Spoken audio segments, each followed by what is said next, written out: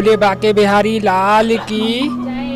आज हमारे बीच घरौंदा आश्रम में पीताम्बरी दीदी माँ हैं, जो वो विकलांग बच्चों के हितार्थ हेतु प्रवचन दे रही हैं। तो सभी धर्म प्रेमी बंधुओं से अनुरोध है कि वो उपस्थित होकर धर्म लाभ अर्जित करें एवं विकलांग बच्चों का सहयोग करें। और माँ पीताम्बरी देवी की जिनको भी अपने नगर ग्राम में यदि कथा करानी है या प्रवचन कराने हैं तो संपर्क करें घरौंदा आश्रम सागर। बोलिए पीताम्बरी दीदी की जय।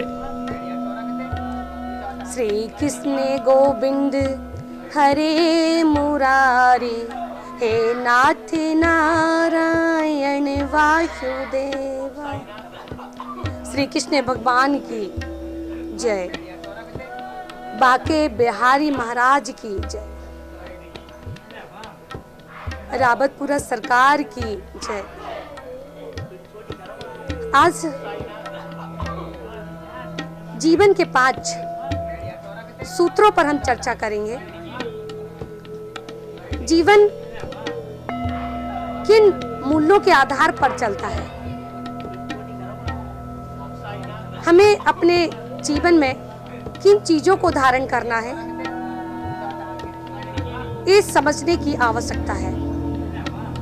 कई बार हम अपने जीवन में वो चीजें नहीं अपनाते हैं जिससे हमें दुख और तकलीफों का एहसास होता है। हमें देखना है कि हमारे जीवन में किन किन चीजों से परेशानियों का सामना करना पड़ता है। हमें ये भी देखना है कि जो हमें मनुष्य तन मिला है वो मनुष्य तन हमें अच्छे कार्यों के लिए मिला है। हमें मनुष्य तन मिला है तो दूसरों की मदद के लिए मिला है।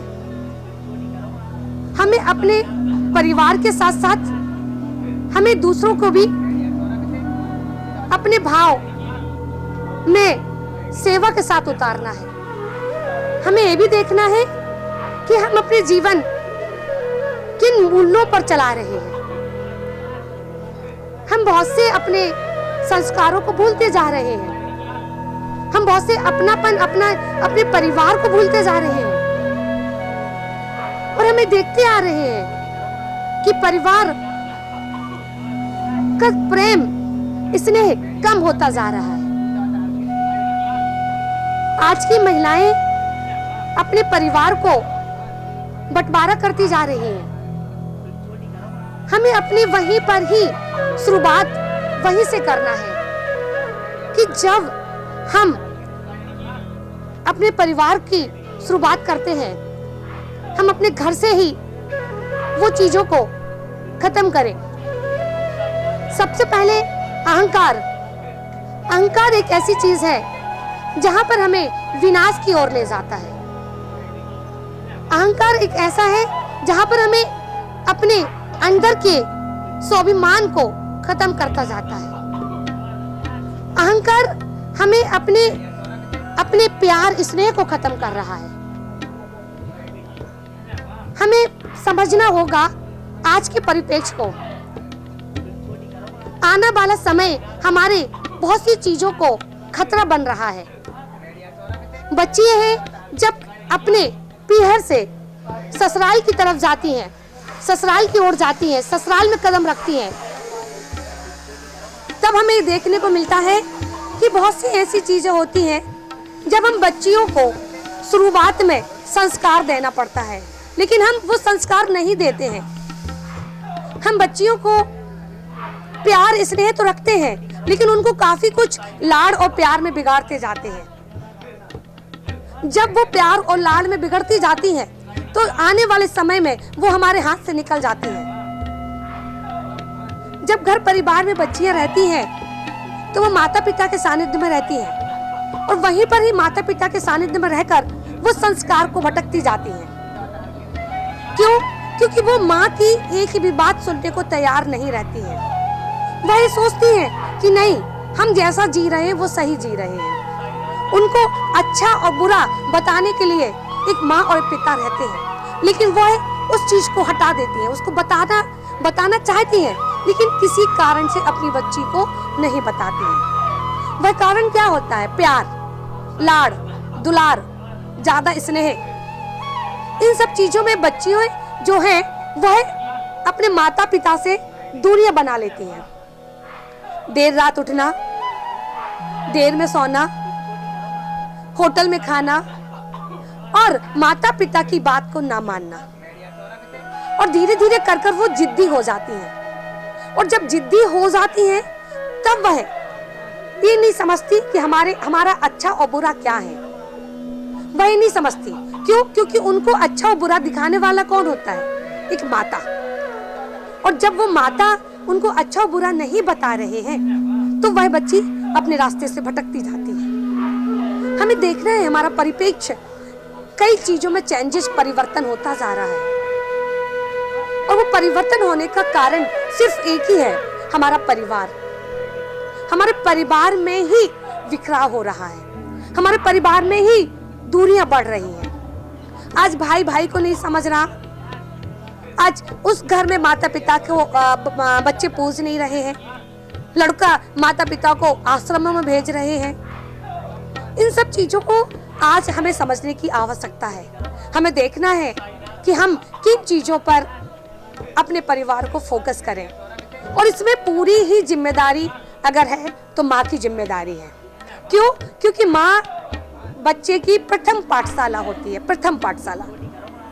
और वो पाठशाला में अगर माँ अपने बच्चों को अच्छे संस्कार देती है, अच्छे विचार देती है और अच्छी शिक्षा देती है, तो शिक्षा, फिर इस पर एक प्रश्न उठता है, शिक्षा सिर्फ हम शिक्षा स्कूली पढ़ाई को शिक्षा नहीं मानते। उसके साथ साथ हमें जरूरी है कि माता जो बच्ची को या बच्चों को शिक्षा देती है उसकी बहुत ही जरूरत होती है, क्योंकि वो शिक्षा हमारी नैतिक शिक्षा से जुड़ी हुई है।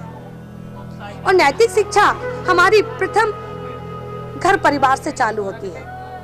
और अगर आज हम नैतिक शिक्षा से भटक रहे हैं, या आज का हमारा बच्चे हमारे परिवार के माता पिता जो शिक्षा, नैतिक शिक्षा दे रहे हैं, वो नैतिक शिक्षा हमारे बच्चे सीख ही नहीं रहे, तो हमें जरूरत है अपने हर घर में नैतिक शिक्षा देने की। जब हम नैतिक शिक्षा प्राप्त करेंगे ही तब जाकर हम अपने परिवार से, अपने ससुराल में उस नैतिक शिक्षा का उपयोग या फायदा उठा पाएंगे। नैतिक शिक्षा को हमें फिर और एक बार समझना होगा।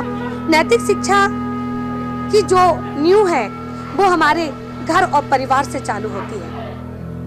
और ज्यादातर हम आप लोगों को जो फोकस, जो बिल्कुल टारगेट दे रहे हैं, वो घर परिवार से इसलिए दे रहे हैं, हमारी माताएं जो सुन रही हैं, कि हमारी नैतिक शिक्षा इसलिए जरूरी है क्योंकि माँ जब हमारे बच्चों को, अपने बच्चों को नैतिक शिक्षा देगी तभी हमारी पाठशाला या हमारा जीवन सार्थक सिद्ध होगा।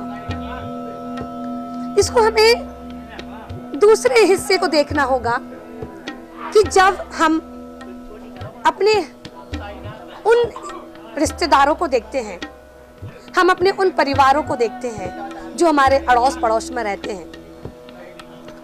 आपने देखा होगा हमारे कई पड़ोसी माताएं ऐसी हैं जो अपने बुजुर्ग माता पिता को अपने घर में रखे रहते हैं। आपने देखा होगा कि माता पिता की सेवा करना बहुत ही जरूरी है।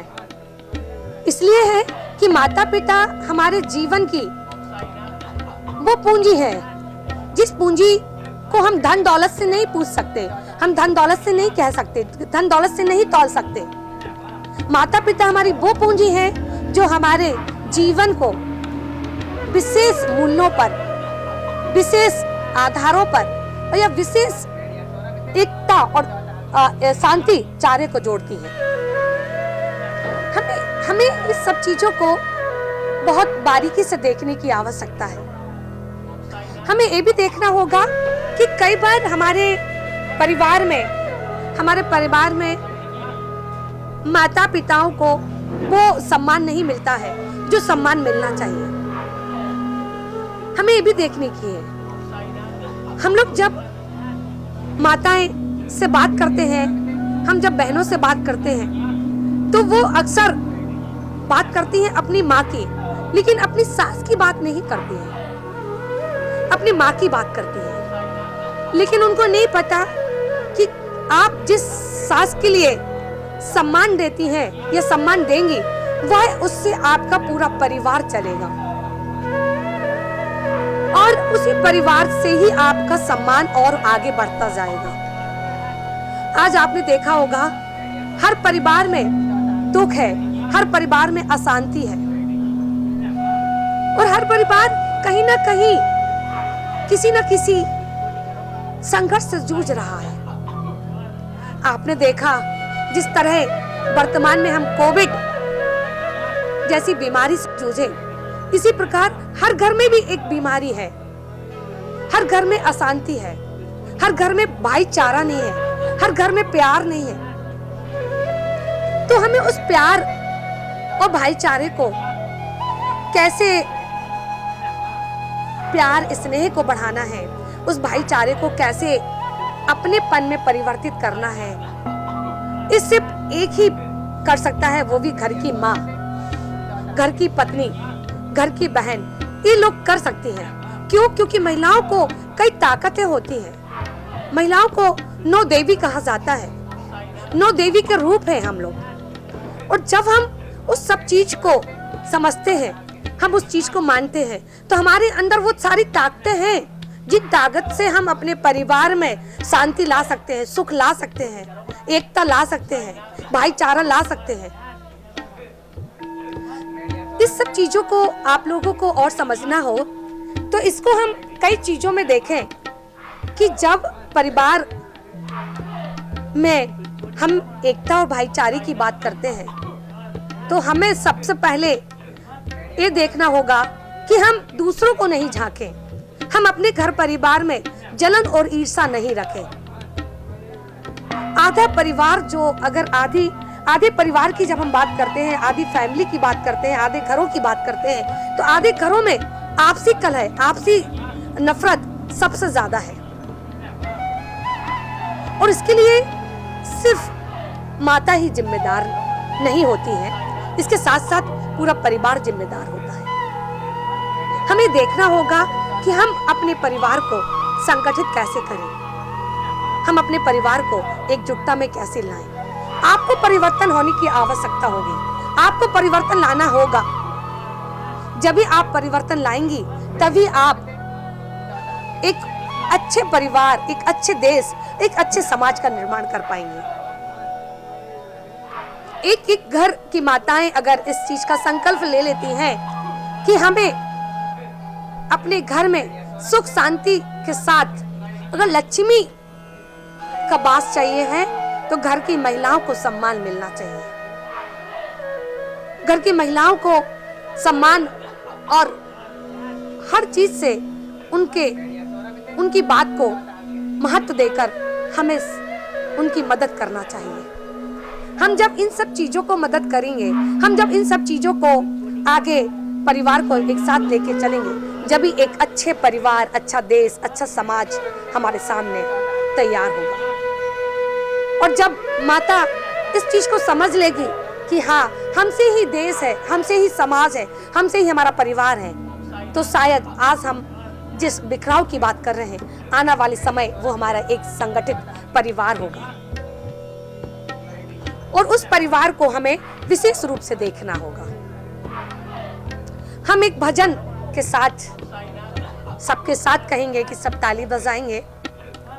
सीताराम सीताराम सीताराम सीताराम सीताराम सीताराम सीताराम सीताराम सीताराम सीताराम सीताराम सीताराम राम सीताराम सीताराम सीताराम सीताराम सीताराम सीताराम सीताराम सीताराम सीताराम। सब लोग ताली बजाकर, जोर से ताली बजाकर कहें सीताराम सीताराम सीताराम सीताराम। बोलो जय श्री राम, जय श्री राम, जय श्री राम, जय श्री राम। ये जो दिव्यांग भाई बहन आप देख रहे हैं, ये सारे वो दिव्यांग हैं जो कि हमारे आश्रम में आवासीय रूप में निवासरत हैं। ये वो दिव्यांग हैं जो कि एक अपने जीवन और अपने संघर्ष से जूझ रहे हैं। ये आप देख रहे हैं, एक एक दिव्यांगों को पर आप देखिए, ये वो दिव्यांग हैं जो कितने खुश हैं। इनका जीवन एक अलग ही जीवन है। ये अपना जीवन मस्त रहते अपने जीवन में, ना इनको कोई दुख, ना इनको कोई तकलीफ। ये बहुत खुश रहते हैं। इनकी खुशी आप हर दिव्यांग के चेहरे पर देखिए। ये वो हैं, ना तो इनको अपनों का पता, ये माता और पिता का इनको नहीं पता। ये तो बस अपना जीवन इस आश्रम में बहुत खुशमय जीवन जी रहे हैं। और दिव्यांग भाई बहन की सेवा में हमने अपना जीवन पूरा समर्पण किया हुआ है।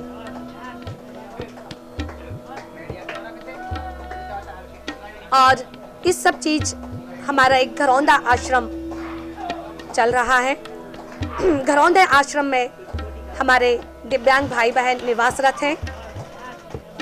ये दिव्यांग निवासरत हैं और आप लोग को अगर कहीं भी किसी भी प्रकार का दिव्यांग स्टेशन पर, सार्वजनिक स्थान पर और बस स्टैंड पर कहीं पर अगर आपको मिलते हैं तो आप हमारे मध्य प्रदेश सागर में घरौंदा आश्रम का संचालन किया जा रहा है।